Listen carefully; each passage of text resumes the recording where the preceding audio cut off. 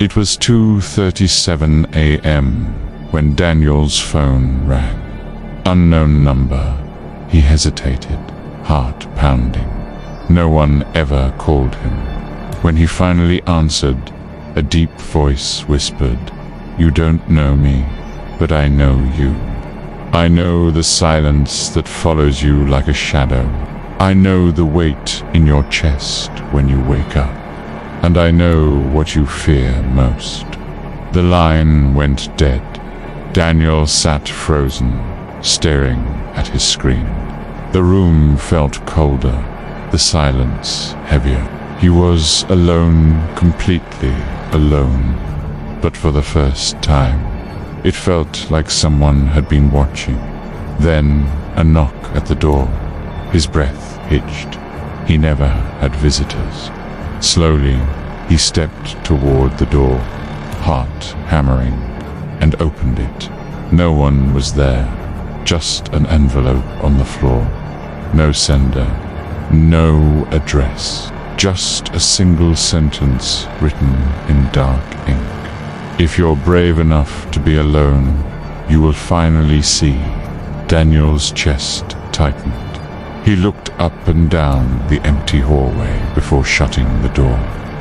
His apartment, once a quiet refuge, now felt suffocating. He set the letter down.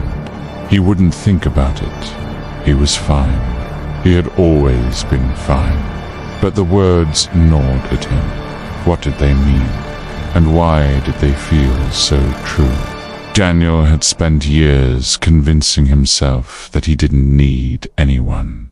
His phone was silent, not because people forgot about him, but because he pushed them away. His apartment was empty because he chose it to be. He told himself that solitude was strength, but every night he lay awake, staring at the ceiling, wondering why he felt like he was disappearing. No texts, no calls, no one knocking at his door except tonight. The next morning, another letter arrived. This time, a location was written on it. No explanation, no threats, just coordinates, a choice. Something inside him, something desperate, made him pack a bag and follow. The coordinates led him to a cabin deep in the mountains. No phone signal, no distractions, just silence. At first, it was unbearable. The loneliness screamed at him. Memories surfaced: his father leaving when he was 6, the best friend he ghosted in college, the love he lost because he was too busy to open up for years. He had run from himself. Now, there was nowhere left to run. Days passed. The silence turned into a mirror, forcing him to see himself clearly. He tried to distract himself, reading, pacing, even talking out loud. But the weight in his chest wouldn't leave. Then, one night, he cracked.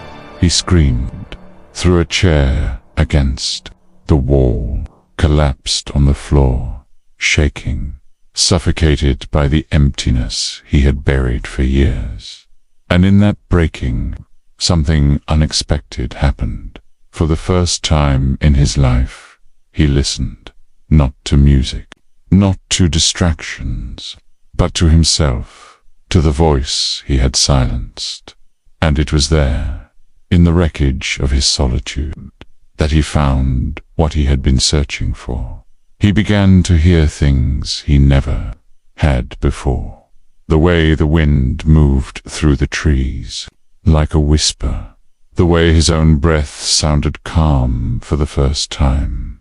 The way his mind, once loud and chaotic, finally grew still. He wasn't empty. He had just spent years filling himself with things that weren't real people's validations. The illusion of busyness, the noise of a world afraid of silence.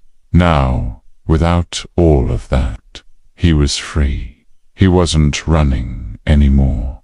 Weeks later, when he returned to the city, a final letter was waiting for him. Now that you have learned the art of being alone, you are finally ready to connect. And for the first time, he understood.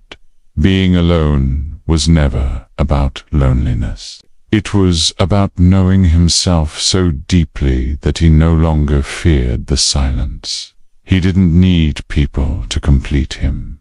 He was already whole. But because of that, he was finally ready to let them in. That night, Daniel did something small, yet life-changing. He picked up his phone and sent a message. Not because he needed to, not because he was afraid of being alone, but because, for the first time, he wasn't. Most people run from solitude because they fear what they will find in it. But the truth isn't empty. It's full of answers. So tell me, if you had to face yourself in the silence, what would you hear?